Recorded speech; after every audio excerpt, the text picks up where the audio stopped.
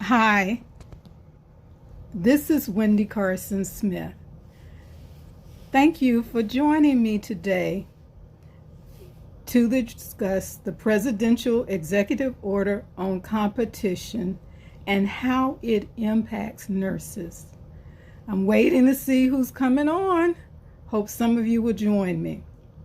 I'll give you a couple minutes, and as I give you those couple minutes, I will start with my announcements.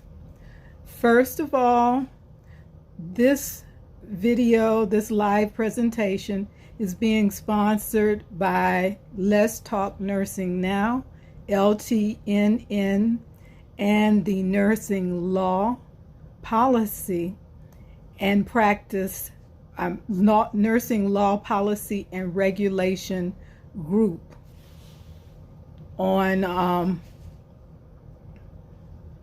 the Nursing Law, Policy, Law, and Regulation group. Hi, Annette. How you doing? And that we hope that you will come back and listen to some of our other videos and live broadcasts in the future. This one is one of a series of videos, a live broadcast. The Federal Trade Commission and the Department of Justice have done a lot of really good things in anticipation of advanced practice nursing.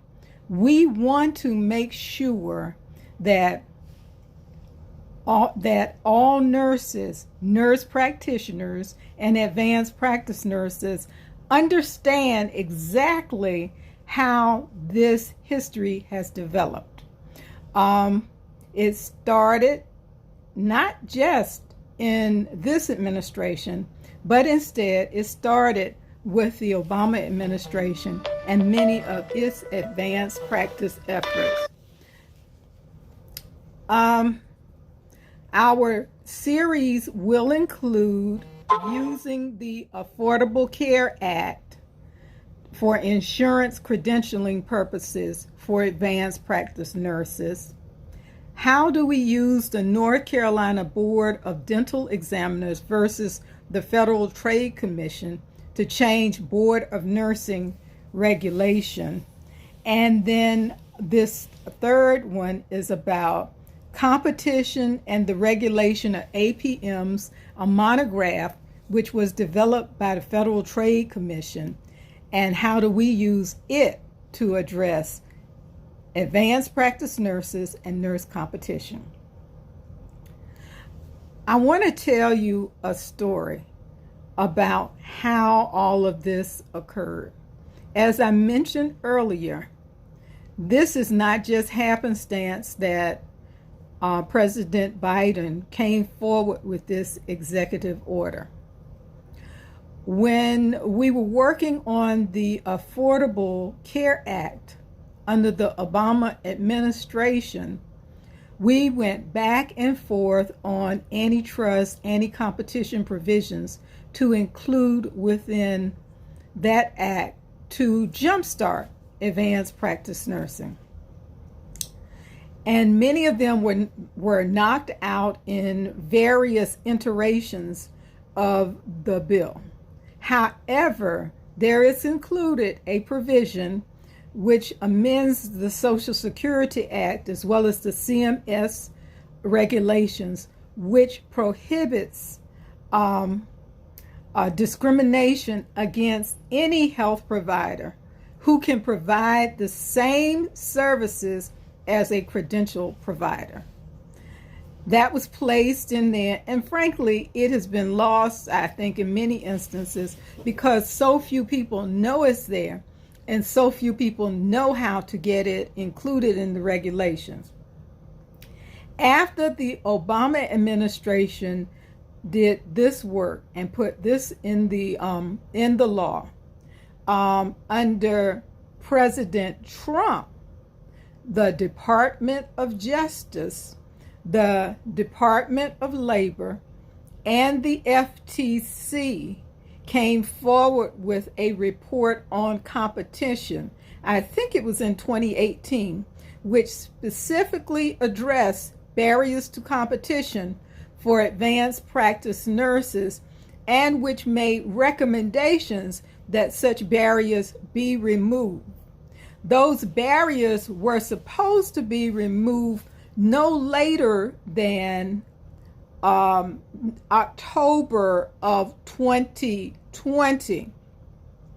And prior to Trump leaving office, President Trump leaving office, he tried to address such barriers. He did not go forward with a final executive order. He did an interim executive order on the issue, but not a final executive order on the issue. And now we come to President Biden, who did the final executive order on the issue. The final executive order was completed in July of 2021 by President Biden. It says that it recommends and advises that there shall be equitable competition between not just health providers, but within every aspect of the American economy, and that the government agencies, the respective government agencies, are tasked with looking at that competition to ensure that it is fair and equitable and that there is an equal playing field. In addition to them doing the executive order on competition and the American economy, there's also embedded in that particular presidential order a recommendation for the establishment of a group to study the American economy.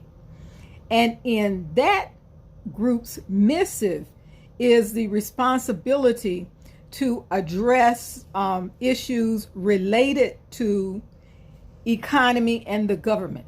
So the government will look at it, the various agencies will look at those issues, subjects, topics that come under their jurisdiction, and they will then go forward with recommendations related to the economy.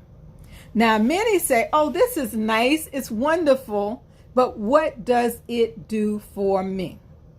As many of you know, there is a patent inequity in the reimbursement process for nurses, nurse practitioners. Specifically, physicians get paid more in reimbursement for the employment of nurse practitioners than nurses get paid who provide those services as entrepreneurs who own businesses. I don't quite remember what happened back in the day, but I think that this was an accommodation made to docs because they were so fearful of expanding the scope of advanced practice. Whatever it was, I would like to say that it is no longer applicable today, and frankly, it is a disincentive to create innovative opportunities for advanced practice.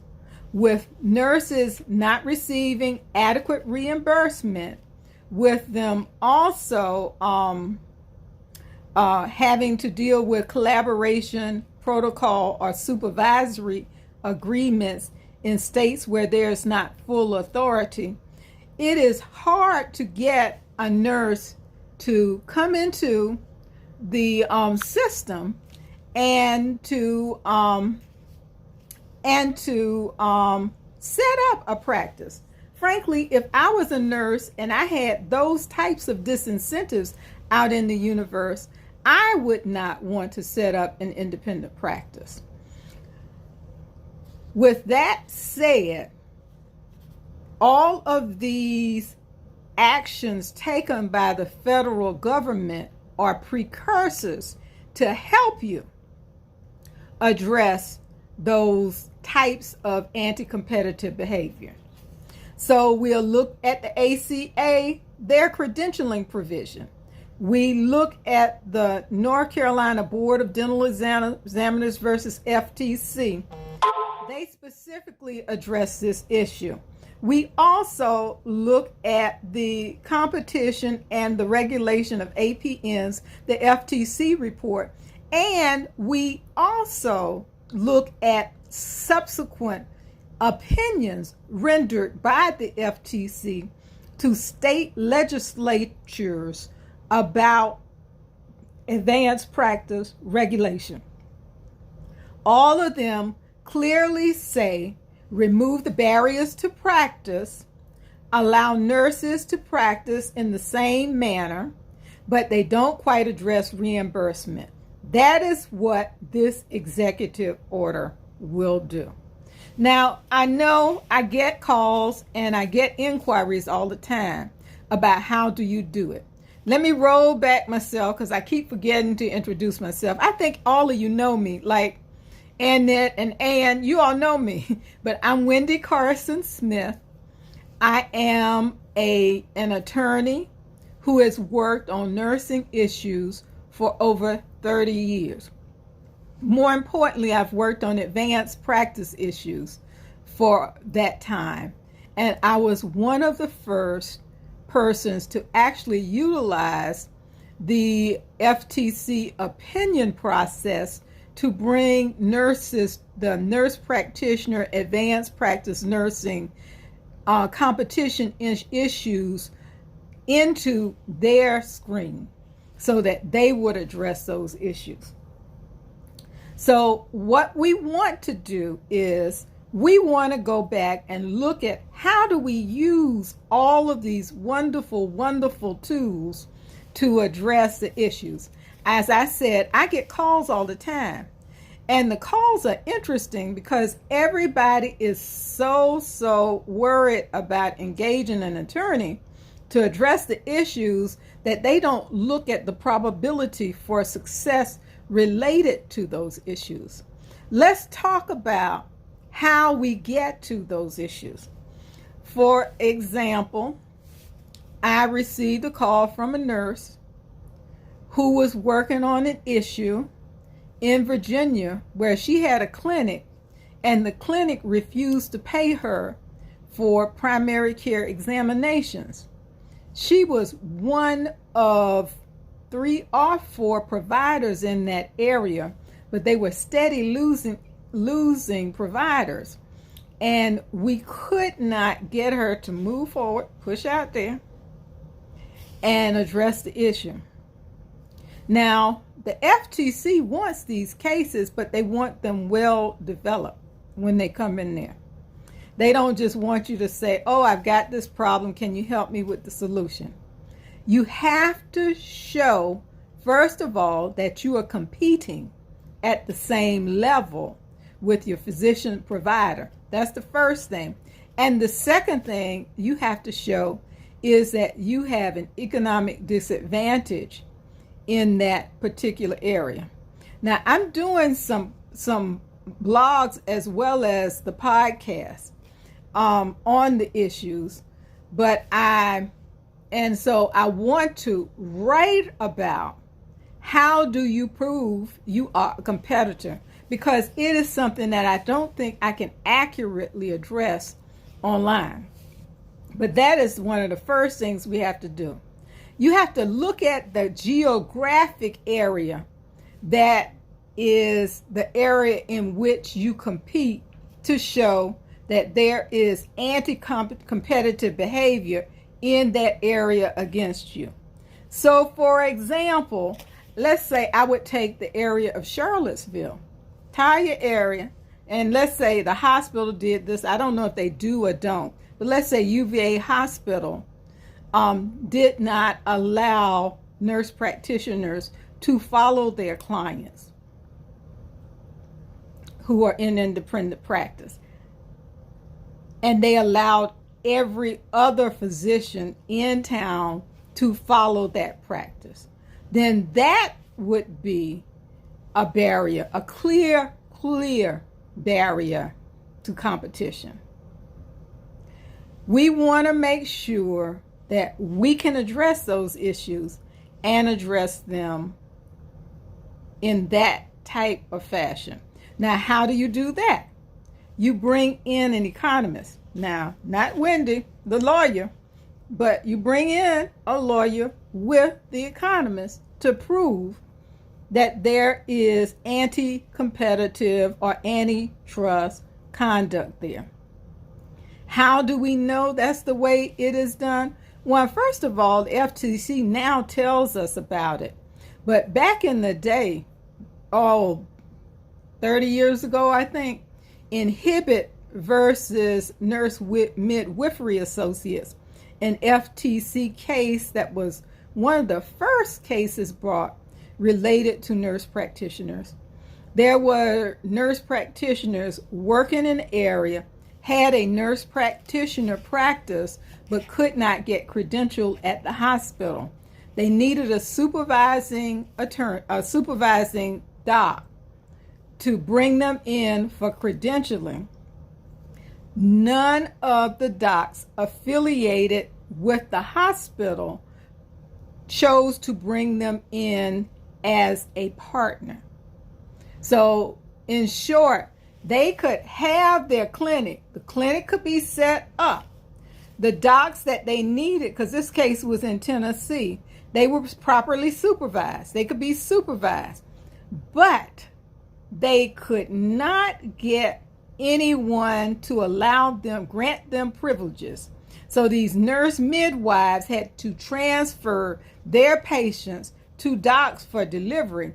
And as we all know, once you transfer that patient, the doc is not going to transfer that patient back to you for postpartum care. That case moved up through the agency at the administrative level. They did the investigation. They went out. They rendered an administrative order. Someone appealed that order. It went on up through federal court to the Supreme Court. In that case, they clearly set out the standard for making the determination as to what anti-competitive conduct might be. Now, nurse practitioners have been utilizing the Federal Trade Commission to address these issues. Nurse anesthetists, forgive me, you all, conversely, have gone into court to question antitrust laws. And in that quest, they have not been quite as successful because they could not clearly, and it has been very hard for them to prove what is their market, especially when they go in as a group affiliated with a hospital and the hospital defines the market. So this particular presidential order by Biden to address competition and to create that committee will allow them to go and do that deep dive to first prove anti-competitive behavior, antitrust behavior. The two are different. And more importantly, it will allow them to prove that they are being discriminated against economically. Now, if you got questions about this, send them to me, you all, because I'm sitting here going on about this. But I did it live on purpose so that I could hear from you. So if you have questions, you have concerns, share them with me now.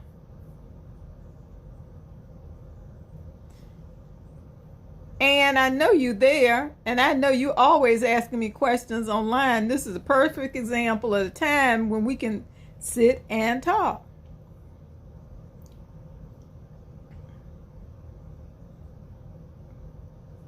I'm looking for those questions. I don't see them coming in. I'm not going to take up a whole lot of time. But as I mentioned earlier, these are the stepping stones toward addressing reimbursement, public and private reimbursement. We've got the tools now to use to clearly obtain equity in the reimbursement area. Now, before I close, I want to remind you, this is just the first of what I hope will be a series. We're going to talk about using the ACA for getting your insurance credentialing. Even better now that Biden has come out with his presidential order. We're going to talk about North Carolina Board of Dental Examiners versus the Federal Trade Commission to change Board of Nursing regulations. And we're going to talk about how you use the FTC process, given now we have this executive order promoting competition in the American economy. I'll share those with you in the future. Thank you. I'll share those with you in the future, and I hope that you have enjoyed this time with me. I love working on advanced practice issues. I love being proactive about how we address these things, and I love action. I'm not the polite one when it comes to this. I've thought about this creatively for years, and I so want you to have the tools to use to get your practices started. So take care. I will talk with you later at another time, and I thank you for joining me. Have a great day. I'm Wendy Carson Smith with Let's Talk Nursing Now, LTNN, our social platform for news for nurses, and the Nursing Law and Policy and Regulation Group. Join us on Facebook, Twitter, YouTube, Instagram, and tomorrow we'll be on Clubhouse. Have a great day.